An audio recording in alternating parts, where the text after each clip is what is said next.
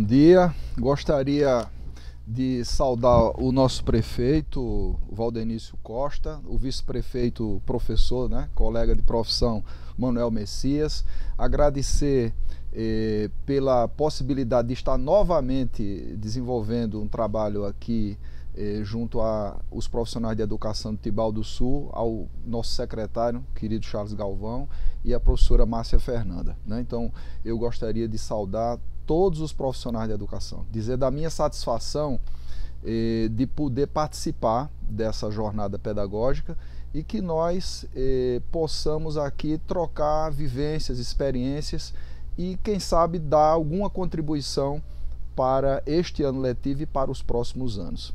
Educação tem sido a minha, vamos dizer assim, a minha praia, a minha área de atuação. Eu estou este ano completando 50 anos de docência, então é uma vida. Comecei adolescente a dar aula aos colegas no colégio, aulas particulares. Logo em seguida, entrando na universidade, tive a oportunidade de ensinar numa escola estadual chamada Oswaldo Pessoa, e comecei ensinando matemática e informática. Então, 50 anos é uma vida.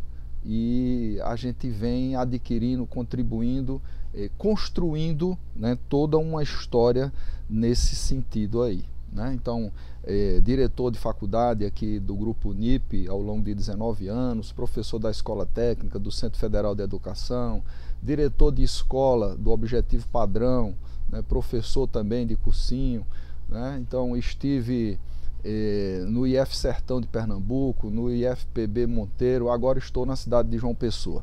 Então nós temos hoje 14 livros publicados nas áreas de educação, de informática, história do Brasil, e isso é uma forma de contribuir.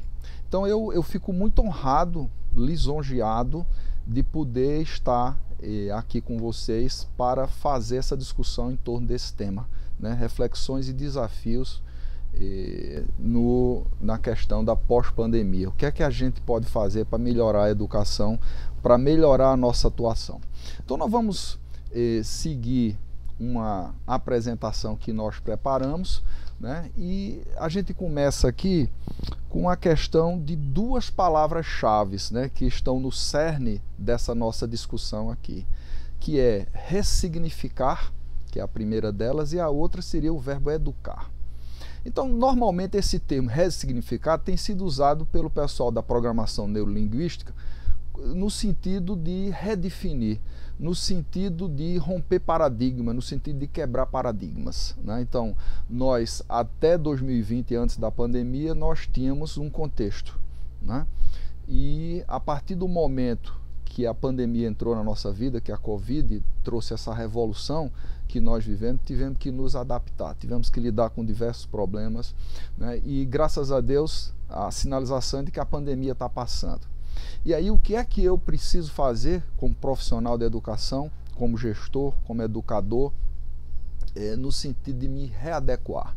Como podemos recuperar o tempo perdido? Como podemos lidar com os problemas trazidos pela pandemia? Então esse ressignificar vem no sentido de termos um novo olhar, uma nova prática, uma nova postura, uma nova visão sobre a nossa prática, e a nossa vivência, e as nossas relações, e tudo isso que nos leva a conviver.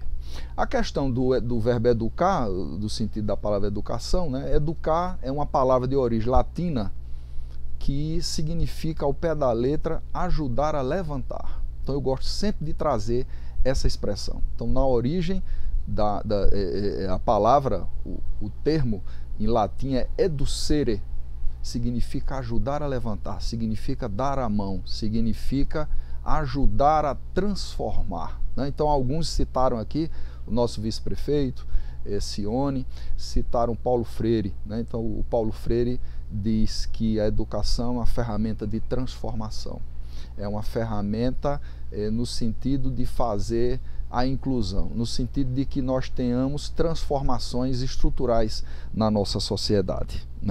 Então, nesse sentido, a gente precisa rever o que temos feito até hoje. Então, o antes e o durante a pandemia precisa ser reestruturado para que esse depois possa ter, vamos dizer assim, resultado, possa ter efetividade, que possamos buscar eficiência, que possamos buscar qualidade. Os nossos gestores já colocaram aqui muito bem, e isso muito me anima, né? Saber que em Tibau este é o ano de priorizar mais ainda a educação, né? Então isso eu acho que é uma chamada para um compromisso nesse sentido, no sentido de que nós possamos então fazer as transformações que as nossas crianças precisam, que a nossa sociedade exige, né? Então, nesse sentido, eu gostaria de convidar cada um aqui presente para um momento de reflexão, que nós possamos analisar, refletir, pensar, né? Buscarmos análise, buscarmos colocar uma lupa, né, sobre a nossa prática, sobre os nossos problemas, e que nós possamos então daí tirar conclusões que possam trazer a educação que nós precisamos.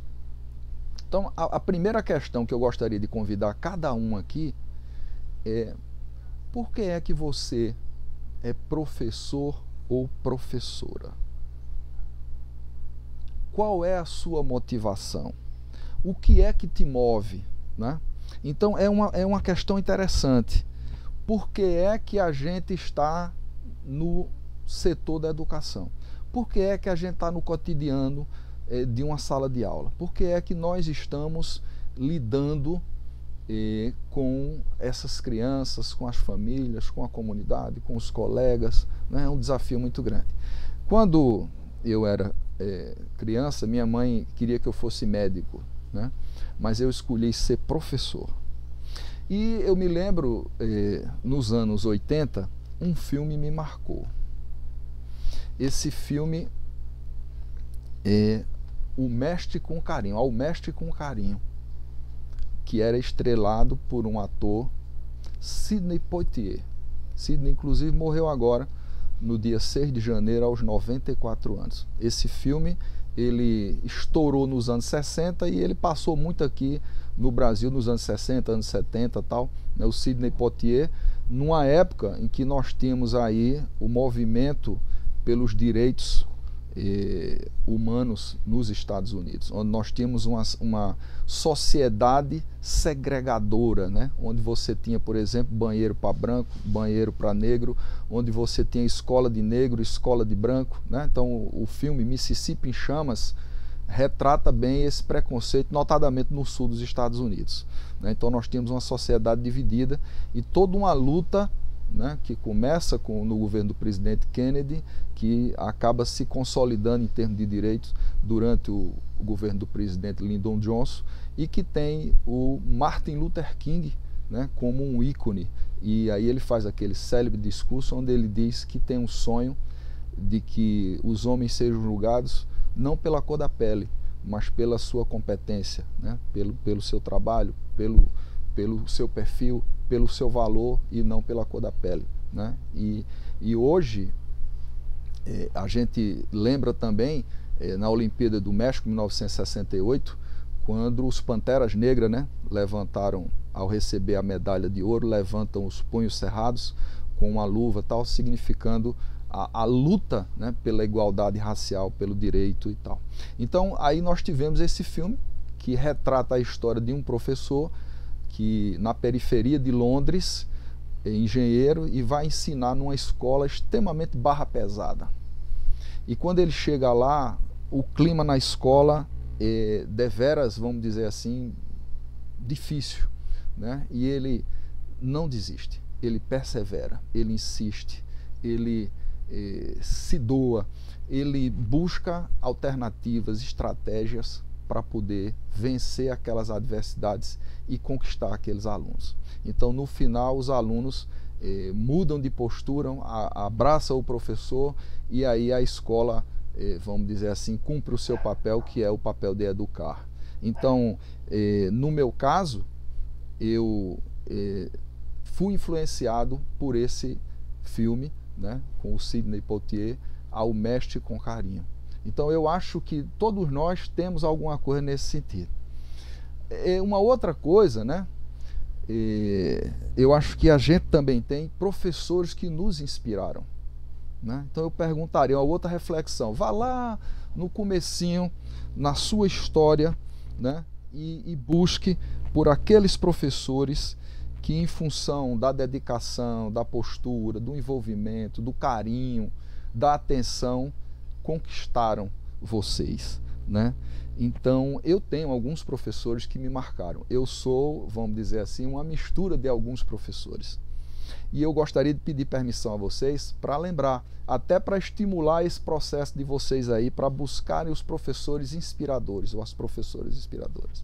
Então, por exemplo, eu me chamo Paiva, meu nome de guerra é Paiva, professor Paiva, porque eu devo à professora Cindá Falcão Azevedo, a minha professora do primeiro ano primário. No primeiro dia de aula, ela viu meu nome lá, Severino, do ramo de Paiva. Eu disse, não, esse menino é Paiva.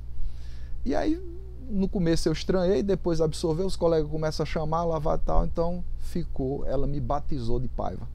Mas não só isso, ela me estimulou, ela viu a minha dedicação, a minha vontade de aprender e ela tirava o melhor de mim.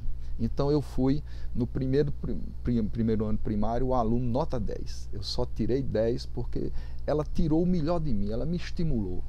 No final do ano, eu não esqueço, coisa que me lembro, me emociona, tínhamos eu e o Jorge. Eu fui primeiro lugar e o Jorge foi segundo lugar. Então ela, com o recurso próprio, foi e comprou 2 medalhas. Uma medalha de ouro, que ela mandou gravar com meu nome e tal, e ao me entregar, ela disse assim, que segundo ano bonito. E entregou a medalha de prata para Jorge. Então uma coisa simples, né? Uma coisa, até outro dia eu tinha essa medalha, perdi nas mudanças e tal, não sei onde ficou, mas assim, aquilo para mim me marcou, aquilo me estimulou.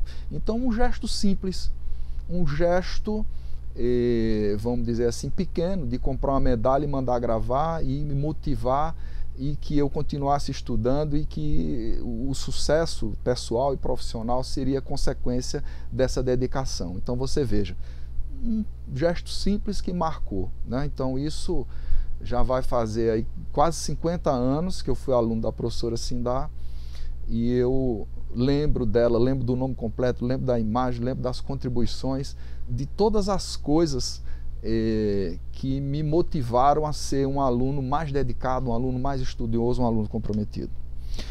Lembro também de uma professora da 8ª série, né, do que seria o 9º ano hoje, do ginásio, né, no estadual de Cruz das Armas aqui em João Pessoa, depois se transformou em Papa Paulo VI, é uma escola estadual. Então eu tive uma professora de inglês chamada Acelina, e quando eu fui para o 2º grau, na época era 2º grau, ensino médio, querendo trabalhar, passei em 2º lugar na seleção do Liceu Paraibano, que é uma das escolas aqui onde estudaram governadores, Augusto dos Anjos foi aluno, foi professor, vários governadores da Paraíba estudaram no Liceu Paraibano. E a seleção era extremamente concorrida, mais de 3.000 alunos concorrendo, e eu fui 2º lugar na prova lá da seleção.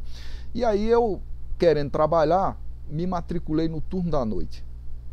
E no centro da cidade eu cruzei, depois de ter sido aluno dela, com a professora Acelina. Então ia começar o 1º ano. E a professora disse assim, e aí, tudo bom? A novidade, como vai? Até hoje somos amigos, né? Nós temos um grupo com os alunos da 8ª série e recentemente formamos esse grupo e ela está lá com a gente, né? E aí ela disse assim, eu disse que ia estudar à noite. Aí ela disse, não faça isso, você vai se prejudicar. Aluno bom estuda de dia. Então veja, ela já não era mais minha professora, mas ela se preocupou com o meu futuro, ela me deu uma orientação, ela me mostrou que eu perderia, e aí eu aceitei. Eu fiquei uma semana no turno da noite e pedi transferência para o turno da manhã. Fui para o 1º quinto no Liceu Paraibano, e lá eu fui, nesse turno da manhã, um dos melhores alunos. Consegui passar em 2º lugar para a engenharia na UFPB, com uma das maiores notas aí do vestibular. Ajudei meus colegas construindo material didático, fui presidente do Centro Cívico, né, que hoje alguns chamam Grêmio, e tivemos vamos dizer assim, um papel de liderança, então foi excelente para mim. Então à noite eu não teria a condição de lidar com isso. E sem querer me alongar, eu citaria aqui mais 2 professores. Por exemplo, eu praticamente fechei a prova de Química e devo isso ao professor Damasceno, que era um professor meio louco, era um professor que cobrava, que exigia, então eu queria tirar nota boa. Para tirar nota boa com ele tinha que estudar, então eu aprendi muita química, né? E não pretendia fazer área de saúde, nem fazer química, fui fazer engenharia mecânica e depois fiz computação. Mas assim, eu sabia muita química e sabia porque esse professor me cobrou, ele exigiu. Ele era um excêntrico, mas me marcou assim, aquele jeito dele, a cobrança, e acompanhava, e era disponível para tirar dúvida e tal, né? E depois eu tive no 2º e no 3º ano o professor Alexandre, que era um professor de matemática, que era brincalhão, que contava piada, que descontraía, que fazia uma aula divertida e a gente aprendia brincando. Então também tenho. Então esses professores, eles estão em mim. Na sala de aula eu sou amigo, eu sou dedicado, eu sou aquele que se envolve, né? Que os meus ex-alunos se transformam em meus amigos, né? E aí às vezes aqui em casa, num domingo, por exemplo, minha esposa, que danada está fazendo aí, 7 horas da manhã, então eu estou tirando dúvida dos alunos. Então, todas as minhas turmas eu tenho um grupo do WhatsApp. Para quê? Para ficar perto, para ficar disponível, para poder estreitar a relação. Então, nesse sentido, uma outra reflexão: como é que você gostaria de ser lembrado pelos seus alunos? Um mês passado, eu recebi uma mensagem de um aluno lá do interior de Pernambuco. Eu passei lá 3 anos e 3 meses. E desenvolvi um projeto nessa área de pensamento computacional, como estou tendo a oportunidade aí, graças à professora Márcia e ao professor Charles Galvão. E um dos alunos, ele me procurou, ele era aluno de um colégio chamado EREM, lá em Floresta, da Escola Estadual de Referência do Ensino Médio, e eu desenvolvi um projeto nesse sentido. E não era do Instituto Federal, era de uma escola estadual. Mas aí chegou no final do ano, ele queria fazer vestibular para a Univasf e não tinha internet em casa. Ele disse: professor, rapaz, você pode fazer minha inscrição? Tal? Eu: posso. Então, pelo WhatsApp, ele me pediu, passou os dados e tal, e eu fiz a inscrição dele. E esse aluno passou no vestibular de Ciência da Computação da Univasf e ele terminou esse curso e tal. Quando foi agora um mês e pouco atrás, ele me mandou uma mensagem. Quando eu vi a mensagem, eu me emocionei, eu chorei. E aí minha esposa: que foi? Tá passando mal? O que é que tá? Não, não é nada não. Aí eu botei ela para ouvir a mensagem. Então ele dizia o seguinte, que hoje ele tem uma empresa, ele tem 25 funcionários, ele está muito bem, ele está ganhando dinheiro, e ele tinha acabado de dar um carro zero para o pai dele. E aí ele lembrou de mim. Então ele disse: professor, eu tenho essa condição porque o senhor me ajudou, porque o senhor me deu a mão, o senhor me estimulou, o senhor me incentivou, o senhor permitiu que eu entrasse na Univasf, que eu fizesse ciência da computação e que eu tivesse a condição que eu tenho hoje de poder ajudar meu pai. Cara, amigos, amigas, eu desabei, eu me emocionei. Aí quando eu lembro, eu fico com os olhos marejados, porque eu quero ser lembrado como um elemento de transformação, como um educador, como aquele que ajudou a transformar, que ajudou a incluir, que literalmente deu a mão e ajudou a levantar. Então, é para isso que eu trabalho, é para isso que eu me esforço. E é uma coisa interessante, porque muitas vezes esses ex-alunos valorizam a gente mais do que às vezes o filho. Às vezes você está tão próximo do filho que o filho não enxerga o tamanho do profissional, o tamanho da pessoa que você é. Mas o aluno, você constrói essas amarrações e isso muda vidas, né? E eu acredito que tenho deixado essa marca, e eu acho que muitos de vocês têm isso também. E eu acho que é importante a gente fazer essa reflexão: que educador sou eu? Que professor sou eu? Que profissional sou eu? Eu tenho colegas, por exemplo, que dizem assim: eu não quero me envolver com aluno. Eu tinha um colega, e aí o aluno precisava resolver um problema, e eu dei o telefone dele, o zap dele para o aluno. E aí o colega me procurou no dia seguinte e disse, não faça isso. Eu disse, por quê? Não, porque eu não aceito, eu não quero liberdade com o aluno. Eu só falo com o aluno por e-mail. Aí eu disse, meu amigo, você me desculpe, eu não sabia que você tinha esse tipo de trauma. Não, não é trauma não, mas é porque eu sou profissional, eu não quero um envolvimento. E aí eu fiquei assim, aquilo me chocou, né? E eu vi que vários outros colegas tinham essa postura. Eu não quero me envolver, eu simplesmente dou meu conteúdo e cumprir minha missão e vou embora.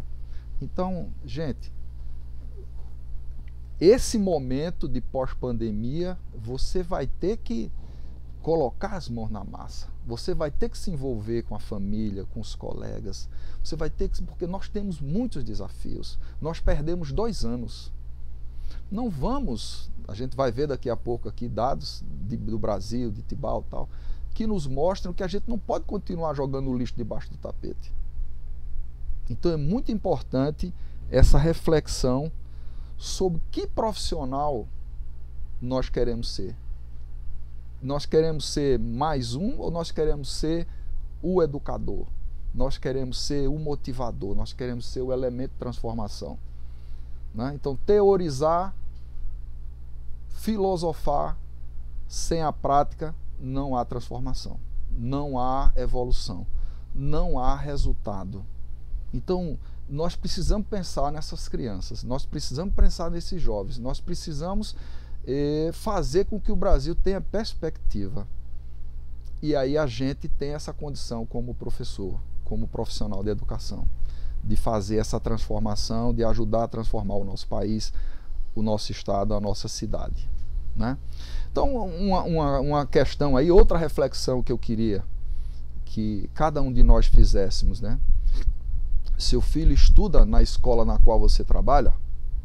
Eu estou tendo a oportunidade esse ano de fazer isso. Meu filho mais novo entrou no ensino médio e hoje eu trabalho aqui no IFPB de João Pessoa e ele passou na seleção e ele está começando no IFPB no mesmo campus em que eu dou aula, o campus de Jaguaribe, que é o campus central original, onde era a Escola Técnica, quando foi o Cefet, e hoje é o campus João Pessoa, aqui na Avenida 1º de Maio, 720, em João Pessoa.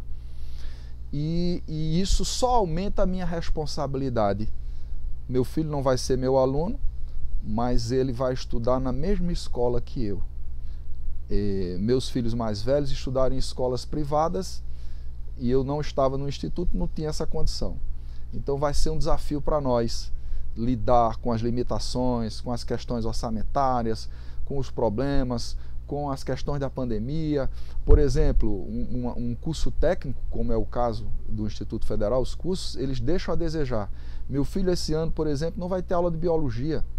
Meu filho não vai ter aula de física. Então nós estamos pensando como lidar com isso. Então eu já estou dando aula e eu já tenho projetos, por exemplo, para a gente construir conteúdo voltado para o Enem, para a gente se unir, alunos, professores, funcionários e tal, e buscar lidar com isso e transformar e melhorar a realidade dos demais alunos e do meu filho também.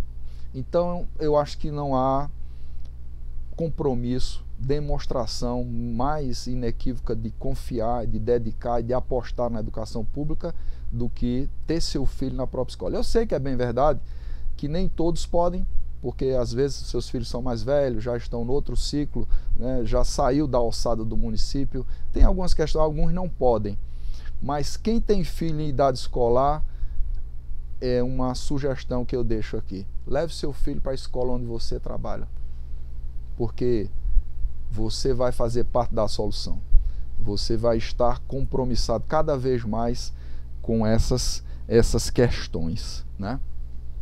E veja, o tema aqui da nossa conversa, da nossa apresentação, é ressignificar a educação, né? Então nós estamos aqui buscando um novo olhar, uma nova visão, né? Então nós estamos aqui no sentido de que possamos transformar a realidade, que nós possamos então buscar essa nova prática, esse novo olhar, né? E por onde isso vai passar?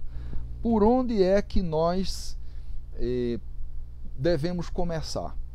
Então, infelizmente aqui a ferramenta, né, o StreamYard, ele não deixa fazer como eu queria. Então o slide vai aparecer como um todo, né? Então aí eu elenquei aqui alguns pontos para a gente discutir, né? E o primeiro deles é a questão do conhecer a realidade, né? Então é muito importante, eu sei que vocês, muitos dados desses que eu vou citar aqui, a maioria de vocês já conhece e tal, mas é muito importante a gente bater, vamos dizer assim, reforçar, endossar, realçar esses pontos aqui. Por exemplo, o PISA 2018, que foi a última vez que esse exame foi aplicado, ele mostra que o Brasil está em último lugar na América do Sul. Então nós perdemos para países bem menores, né? Nós estamos entre as 10 maiores economias do mundo. Então uma economia, por exemplo, boliviana, equatoriana, a economia argentina e outros são bem menores que as nossas. Mas as notas dos nossos alunos nas provas de matemática, de leitura e de ciências estão em último lugar na América do Sul. Nós ocupamos aí as últimas posições, são cerca de 65 países, nós estamos aí na posição 59, 60, 57 e tal, nessas 3 provas que os nossos alunos fizeram. Então são resultados que mostram que tem algo errado, que nós estamos deixando a desejar, que temos problemas. E isso é muito importante a gente estar atento, a gente estar ligado, não é? Veja a questão dos resultados do IDEB. Então nós temos aí resultados que mostram que o Brasil estagnou, né? Que as escolas públicas, por exemplo, têm as piores notas, né? Que nós estamos com problemas seríssimos. Nesse contexto de pandemia, vocês bem sabem disso, o prefeito colocou aqui a questão da busca ativa, né? O secretário colocou, acho que o vice, né? Colocaram a questão da evasão. Então, nós tivemos aí um contexto de neurose, como muitos colocaram aqui, tem gente que ainda está assombrado, assustado, amedrontado, e isso fez com que as crianças não fossem para a escola. Então nós temos aí um aumento muito grande na questão da evasão, né? O que é que a gente pode fazer? O que é que a gente precisa fazer para lidar com essa questão da evasão, né? Então você, por exemplo, pelos dados, nós vamos mostrar daqui a pouco, Tibau tem aí mais de 95%, né, de alunos matriculados do universo possível, né? Mas com essa pandemia esse dado já não é bem esse, então a gente precisa trabalhar, a gente precisa lidar, né? A questão da redução da aprendizagem, por exemplo, essa semana agora, a cidade de São Paulo, que tem um sistema de avaliação próprio, né, que é a Prova São Paulo, divulgou que mais de 90%, cerca de 94% dos alunos estão abaixo da aprendizagem mínima esperada, tanto em matemática como leitura, como em ciências. Então veja, nós estamos falando da cidade mais rica do país. Nós estamos falando do estado que detém quase 50% da riqueza do Brasil. Imaginem vocês um município pequeno como Tibau, né? Então, o que não deve estar acontecendo. Então veja, nós estamos a reboque de avaliações nacionais. Nós temos dificuldade de ter essas avaliações próprias, né? Então é uma proposta que eu vou fazer lá na frente. Então essa aprendizagem efetiva, ela está em níveis, acho que nunca antes alcançados, tá certo? A questão, por exemplo, professora Márcia, da não alfabetização na idade ideal, né? Então nós temos cerca de 2,5 milhões de crianças no Brasil que deveriam estar alfabetizadas ali de 6 para 7 anos, mas não estão. Não sabem ler, não sabem escrever. Isso significa um aumento de 64% nesse índice aí de não alfabetização na idade ideal. Nós sabemos, por exemplo, a questão da exclusão digital, né? Então, por exemplo, eu acabei de dar aula no Instituto Federal agora, e eu tinha ali de uma turma de 40 alunos, mais ou menos 20%, ali, uns 8 alunos que não tinham computador para fazer a prática. Então eu só tinha o celular, né? Então eu faço uma sondagem do perfil do aluno para saber renda, para saber quantas horas estuda, para saber quem tem computador, para saber quem não tem internet em casa, se o computador de casa tem internet, quantos livros por ano lê, qual é, então isso no ensino médio, né? Então a gente faz esse levantamento e tal para saber. E a gente percebe que tem aluno que não tem como fazer essa prática porque ele não tem computador, então a questão da exclusão digital. Então nós sabemos aí, a pandemia escancarou isso, que é um problema, né, que os gestores têm que enfrentar, essa questão da exclusão digital. Muitas vezes a escola, a gente vai ver dado aqui, ela tem internet, mas essa internet está para a questão administrativa, né? Nós vimos o esforço aí do secretário Charles Galvão falando sobre a aquisição de laboratórios para que nós possamos ter efetivamente a questão da inclusão digital, do pensamento computacional plugado, né, nas escolas, e nós possamos preparar esse profissional, porque nós sabemos que o trabalhador braçal, em várias áreas, ele está sendo extinto, né? Então hoje, por exemplo, a agricultura está extremamente mecanizada. Então hoje você tem espaço para o piloto de drone, para o técnico em eletrônica, para o técnico em informática, para o programador. Você tem outro perfil. Então essas nossas crianças têm que ser preparadas, porque nós sabemos que uma grande parte das profissões que nós temos hoje não existirão amanhã. Então isso passa pela questão da inclusão digital. Então nós tivemos aí o contexto também de problemas sanitários, né? Nós, como bem disse o prefeito, nós perdemos mais de 600 mil pessoas aqui no Brasil, né? Aqui, por exemplo, no estado da Paraíba foram mais de 10 mil mortos, né? Então nós tivemos consequências, sequelas da questão da saúde, né?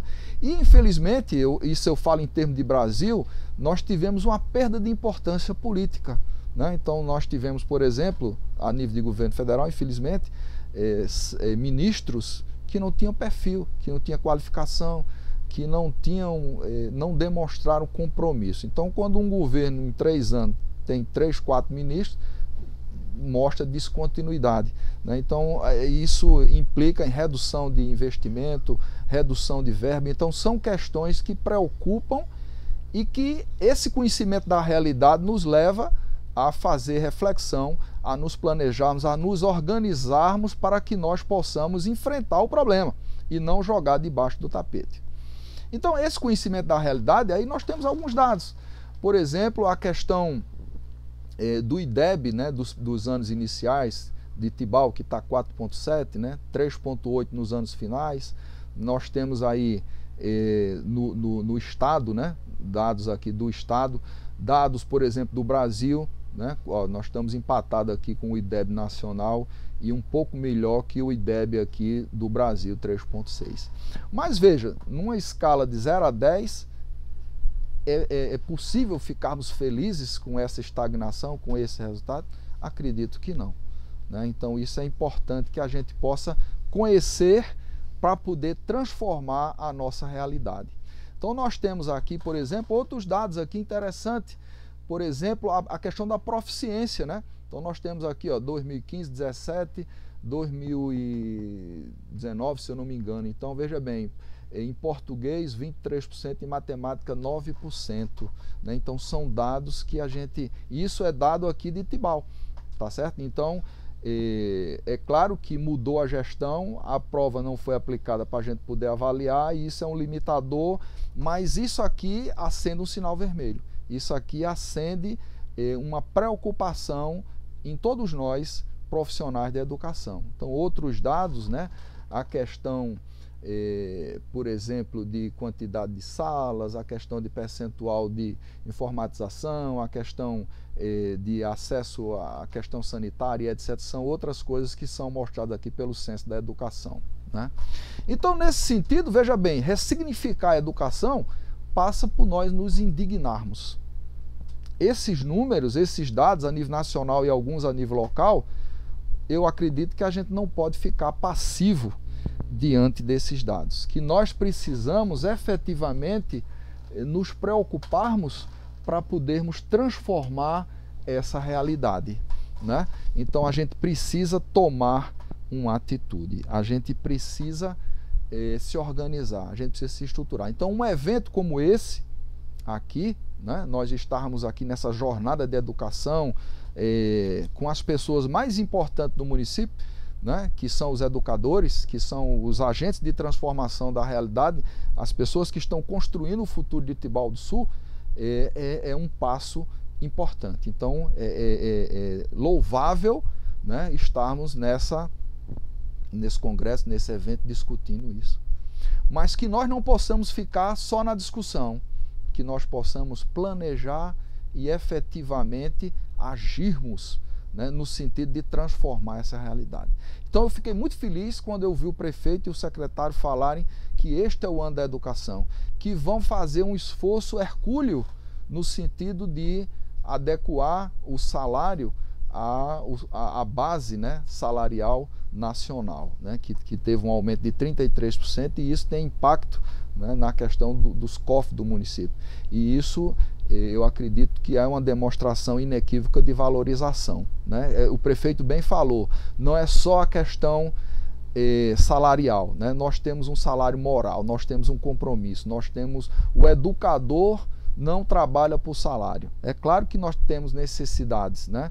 Mas, como eu disse, a gente talvez em outra profissão, por exemplo, um médico recém-formado ganha mais do que um professor com doutorado, com pós-doutorado na rede federal, por exemplo. Um médico recém-formado tem a base salarial aí entre 15 e 20 mil reais, enquanto que um professor com doutorado, pós-doutorado, no Instituto Federal, na Universidade Federal, tem um salário base na faixa de 13 mil reais brutos, né? Quando desconta o imposto de renda, INSS e outras contribuições, você fica com um valor bem menor. Então isso mostra uma inversão de valores, né? Por exemplo, um procurador federal, um juiz, né, ganham na faixa de 30 mil, 35 mil reais, né? E já estão, os funcionários da justiça estão brigando por melhoria salarial, não que não mereçam, mas eu acho que é uma inversão. Países como a Coreia do Sul, por exemplo, o professor vamos dizer, super valorizado. Os professores são como se fossem artistas, são super, vamos dizer assim, remunerados, são estrelas pop, na verdade. Então, é por isso que a Coreia do Sul, por exemplo, há 40 anos atrás, perdia para o Brasil em número de doutores, de mestres, em teses publicadas, em artigos científicos. Hoje deixa o Brasil lá atrás, porque avançou através do investimento da valorização da educação. Então esse é o caminho, né? Esse é o caminho. Então, mas, professor, o senhor falou, apresentou esses dados, mostrou aqui esses momentos de reflexão e tal, mas qual será o novo normal?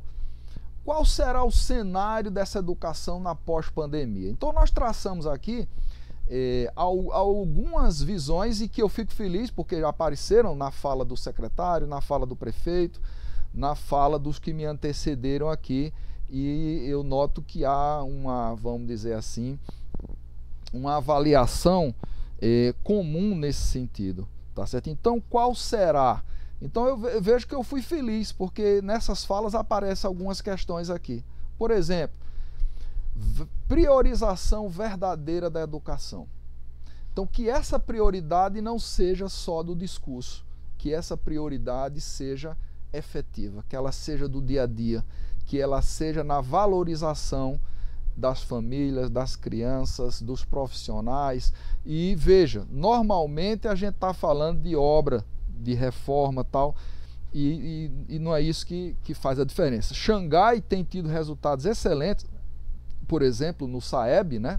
No PISA, né? Na avaliação da OCDE, e você tem escolas extremamente simples, em que as crianças assistem aula debaixo de uma árvore lá, tal, e eles têm conseguido estar no topo do ranking, né? Então a priorização no sentido de qualificação, no sentido de investimento em ferramenta, no sentido de disponibilização de bibliotecas, de livro, de espaço, de estímulos, né?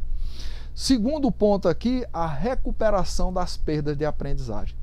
Então, quando nós analisamos aqueles dados que nós apresentamos anteriormente aí, nós vemos que nós precisamos trabalhar.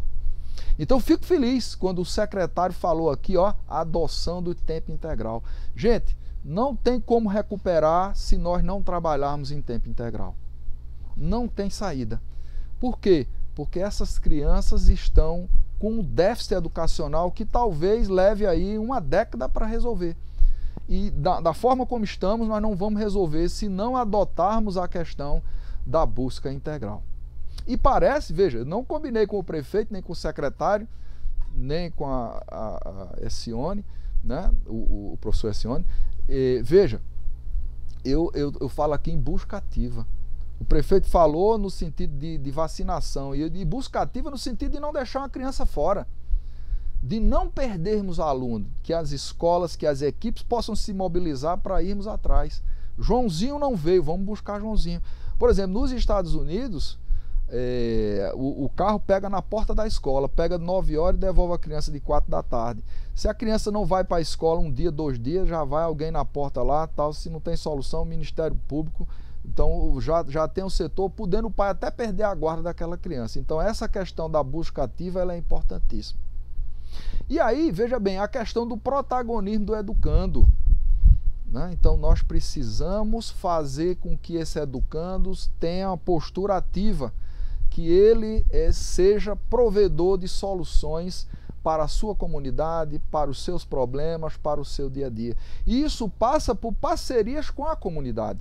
Nós não podemos fechar a escola e a escola existir em termos de si mesma, né? Então muitas vezes a escola está fechada, está gradeada, né? A escola não trabalha para a comunidade não trabalha para a escola.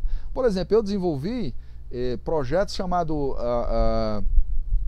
Escola Aberta.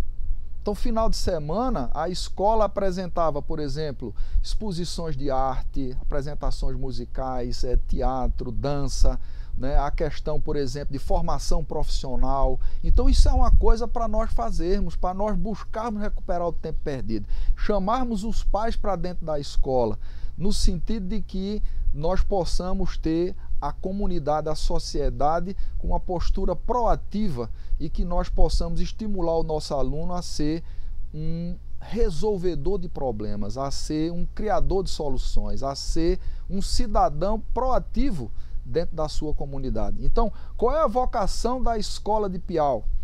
Não, essa escola ali tem a ver com a questão da criação de camarão, a questão de piscinicultura e tal. Então, quer dizer, vamos desenvolver nesse sentido, vamos trabalhar, de que forma a gente pode apoiar, que projetos nós podemos desenvolver. Então, essa parceria e a comunidade dentro da escola. Se quiserem, eu posso apresentar detalhes do projeto Escola Aberta, né, para que a gente possa ter essa condição de trazer as famílias para dentro da escola e permitir que os nossos alunos sejam provedores de soluções. A questão do estímulo ao empreendedorismo, né? Então, quando eu trago a comunidade para dentro da escola, eu estimulo o empreendedorismo. Então, para vocês terem a ideia, por exemplo, no levantamento de perfil das minhas turmas que eu apliquei o meu teste de sondagem, 80% dos alunos de um curso de informática, por exemplo, onde eu dou aula aqui no técnico de informática, não pensam em ser empreendedores, eles querem ser funcionários. E a gente sabe que essa sociedade do futuro ela não vai ter emprego formal para todo mundo.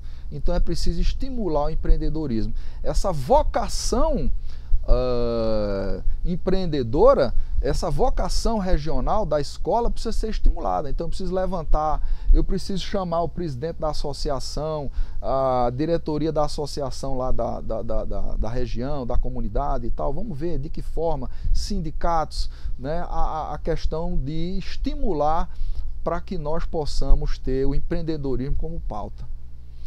O ponto seguinte aqui, o 8º, parcerias entre secretarias. Então hoje não dá mais para a gente fechar as portas, por exemplo. Então se você tem uma secretaria de ciência e tecnologia, ela tem que vir para dentro.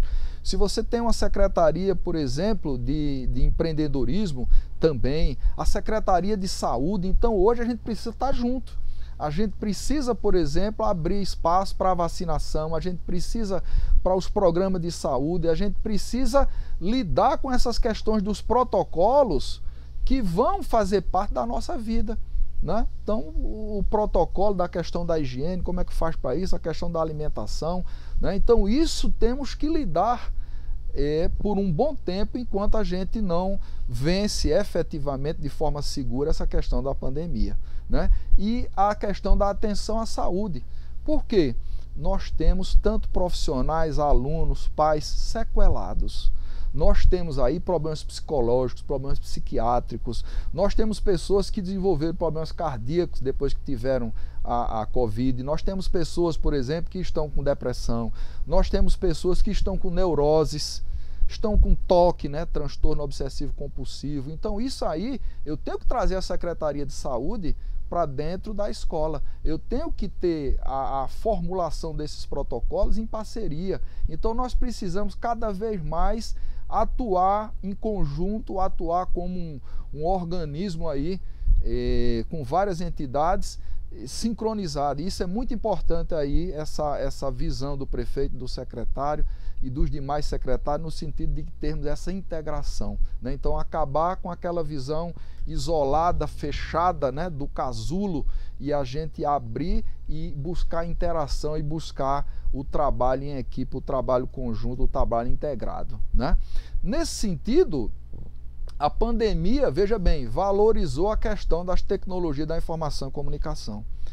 Nenhum educador hoje vai negar que sabe mais, que domina mais ferramentas do que antes da pandemia, né? Nós fomos obrigados, do dia para a noite, a aprender a usar um Zoom, o Google Meet, a gravar, o Microsoft Teams, né, a fazer slide, a aprender sobre pensamento computacional, a aprender a nos virarmos muitas vezes, né, apesar do esforço da secretaria, da professora Márcia, do nosso secretário, no sentido de dar essas condições, né, mas o esforço pessoal aqui é muito importante. Então, as tecnologias não vão sair da nossa vida.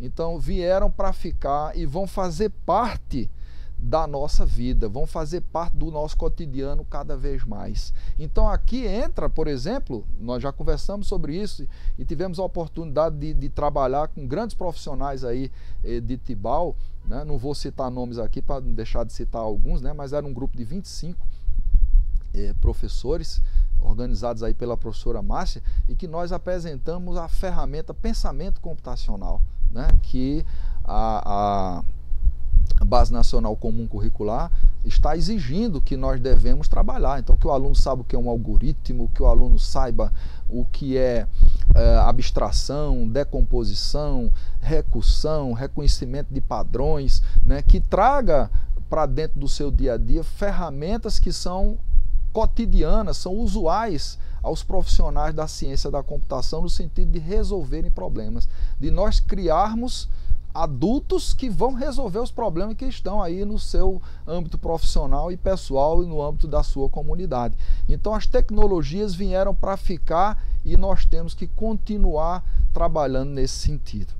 E aí, veja bem, talvez um dos itens aqui mais importantes que eu gostaria de apresentar, professor Charles, meu querido prefeito, vice-prefeito, professora Márcia e demais profissionais, a cultura de avaliação e de valorização da qualidade na educação. Por que isso? Porque muitas vezes eu já vi profissionais dizendo o seguinte: não quero saber de avaliação, eu não quero saber de IDEB, eu não quero saber de SAEB, eu não quero saber de PISA, eu não quero saber de nada disso, tá certo? Então veja bem, muitas vezes nós encontramos profissionais que rechaçaram, que acham, não, isso é matemática, isso é estatística, isso não tem a ver com educação. Claro que tem. Então nós precisamos agora colocar a nossa lupa, olha, sobre o problema, sobre o que está acontecendo, sobre questões. Eu tive a oportunidade de conversar com alguns colegas aí de profissão e mostrava, por exemplo, eu tenho um amor especial para o Tibau do Sul, e já disse várias vezes aí que quando me aposentar quero morar aí, quero ser vizinho de vocês. E assim, me chama a atenção, você vai no mercadinho, vai numa lojinha e tal, e se não tiver uma calculadora, o menino não sabe passar, o atendente ou a atendente não sabe passar o troco, não sabe fazer conta, né? A filha da pizzaiola, onde eu comi uma pizza, fazia acho que o 6º ano, 7º ano, e aí eu perguntava: você sabe fazer conta? Vamos brincar, eu gosto de brincar com tabuada. Quanto é 3 vezes 7? 8 vezes 4? A menina não sabia. Ó, semana que vem, quando eu vier comer a pizza de novo, cada pergunta que você responder vai ser R$2 que eu vou dar de presente para você comprar um brinquedo para você, alguma coisa tal. Quando voltava na outra semana, ela se escondia, né? Então, por exemplo, a gente vê isso. Então, veja, muitas vezes os profissionais que estão trabalhando aí em Tibau, na gestão, na frente do restaurante, da pousada, dos empreendimentos, os melhores empregos estão ocupados por profissionais de fora. Por quê? Porque provavelmente a gente não está formando pessoal qualificado para atender esse crescimento que, graças a Deus, o turismo, a gastronomia, né, esse setor aí turístico, o trade turístico de vocês, tem esse movimento, né, recebe pessoas do mundo todo, né, e o ano todo. Então, será que nós estamos fornecendo o pessoal para ocupar os espaços, ou tem que vir de outras cidades, tem que vir de Natal, tem que vir de Goianinha e tal? Então é uma reflexão que a gente tem que fazer. E isso a gente só resolve com essa ideia da qualidade e da avaliação. Porque a avaliação nos permite conhecer os problemas, saber que conteúdos não são dominados, quais são as dificuldades dos nossos professores, quais são as estratégias que não estão dando certo. Então tudo isso vai nos permitir dar uma resposta rápida. Então essa questão da avaliação e da ênfase na qualidade de ensino é super importante. E eu queria deixar aqui, fazer uma provocação para o prefeito, para o secretário. Eu estou trazendo aqui, quando eu fui vereador aqui em João Pessoa, né, fui presidente da Câmara, eu apresentei aqui a proposta da implantação de um sistema municipal de avaliação. Mas, professor, para quê? Não já tem o SAEB, não já tem o Prova Brasil, não já tem IDEB, não já tem PISA, isso e aquilo? Tem. Só que é o seguinte, veja bem, o governo federal deixou de aplicar. A última vez foi em 2019, então nós estamos em 2022, então talvez esse ano, então você não tem dados. Os dados estão defasados. O trabalho dessa gestão, por exemplo, não está devidamente avaliado. Então, um sistema próprio, então aqui eu estou apresentando aqui um projeto, né? Eu posso disponibilizar para vocês aí, que criava em João Pessoa, né? Dava uma solução para isso aqui. Por quê? Veja, isso já existe o Prova São Paulo, tá certo? Existe um sistema estadual e municipal, por exemplo, em Minas Gerais, em Belo Horizonte e tal. Então a gente não está reinventando a roda, a gente está pegando uma coisa boa. Mas por quê? Porque com um sistema próprio, o investimento é mínimo, você vai ter detalhes. Eu não preciso, por exemplo, esperar 2, 3 anos para saber a quantas anda. Porque simplesmente termina a minha gestão e eu não sei como é que está a qualidade do ensino, né? Então, com um sistema próprio de avaliação, a gente pode avaliar 3 vezes por ano. Se eu faço, por exemplo, ali no mês de maio, aplico uma prova, eu já sei imediatamente os conteúdos que as crianças não aprenderam. Eu já sei onde estão as dificuldades. Então, olha, se meu professor de matemática está tendo dificuldade com fração, o aluno não aprende. Então eu vou ter lá naquele conteúdo operações com fração, o aluno não sabe e a grande maioria não sabe, então o professor que não está trabalhando adequadamente. Vamos investir em formação, vamos requalificar, vamos encostar, vamos dar suporte, né? Então isso permite que a gente avance nessa questão da cultura da qualidade, tá certo? Então um sistema próprio de avaliação. Então fica aqui a minha contribuição, posso mandar aí o PDF, né, no sentido de que a gente possa construir isso urgentemente, um sistema municipal de avaliação e que a gente possa ter profissionais aplicando avaliações ali ao longo do ano, 2, 3, 4 avaliações, e esse resultado rapidamente, usando ferramental de TI, né, análise estatística, usando inteligência de dados, inteligência artificial, BI, né, business inteligência, para que a gente possa saber onde estão os problemas e para onde a gente vai direcionar a nossa atenção. Então essa cultura de avaliação e de qualidade passa por um sistema municipal. E isso, o custo é mínimo, prefeito e secretários. E isso pode ajudar rapidamente a gente ter resultado e a gente trabalhar no sentido de que transformemos o IDEB no que nós queremos, no que o nosso aluno precisa e merece e quer. Então, essa questão da qualificação continuada, né? Então, nós precisamos continuar investindo cada vez mais, e isso estava no discurso do prefeito, no discurso do secretário, né? Então, nós precisamos cada vez mais dar condições de trabalho ao nosso professor. ao nosso profissional da educação. Então isso aqui, inclusive eu já vi isso aí nas palavras do secretário, por exemplo, a ênfase, eu sei, em conversas pessoais com ele, no sentido de que vai investir mais e mais na questão da qualificação. Então nós podemos ter aí, já deve ter, mas a ideia de um plano anual de qualificação, né? E aí você estender isso para ao longo da gestão. Então, olha, 23, 24, o que é que a gente pode fazer, quais são as ênfases, quem fez isso vai fazer aquilo, né? Quem precisa de quê, sentir, inclusive você pode avaliar, essa avaliação passa, por exemplo, por encontrar as carências do seu corpo docente. Então, não só avaliar o aluno, mas também avaliar o colega.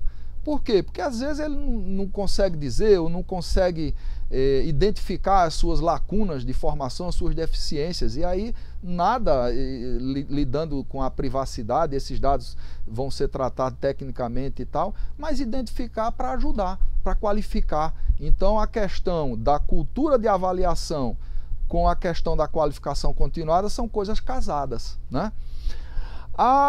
Então, esse novo olhar, essa nova visão, essa ressignificação passa pelo respeito às diferenças, né? Então, a questão religiosa, a questão de cor, a questão de raça, né? A questão de crenças, né? Então, a gente precisa construir um ambiente mais acolhedor, mais respeitador, mais, vamos dizer assim, onde haja a prevalência do amor.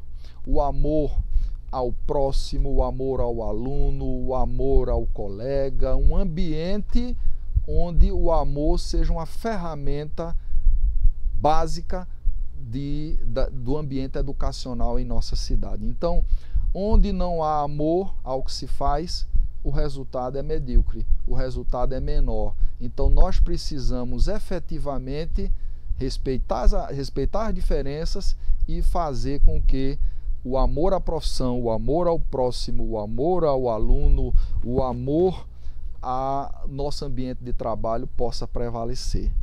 E eu gostaria de citar aqui um dos maiores empreendedores, um dos gênios aí do século XX, né, século XXI, que nos deixou em 2011, que é o Steve Jobs. E ele diz assim, ó: a única maneira de fazer um ótimo trabalho é amar o que você faz. Então, com isso, a gente deixa aqui essa mensagem, essa discussão, essa conversa, essa interação, no sentido de que nós possamos construir um ambiente onde o amor à educação, o amor ao trabalho, o amor ao nosso educando possa prevalecer, né? Então, eu gostaria de agradecer a atenção, a oportunidade, a condição de estar aqui.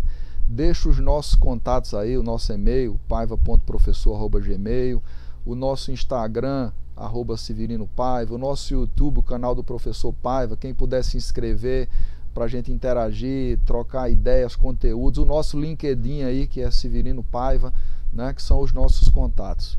Então eu novamente agradeço ao prefeito, né, ao secretário, ao vice-prefeito, à professora Márcia Fernanda, a todos vocês pela atenção e pela oportunidade. Me sinto muito honrado e fico à disposição para eventuais perguntas e questionamentos.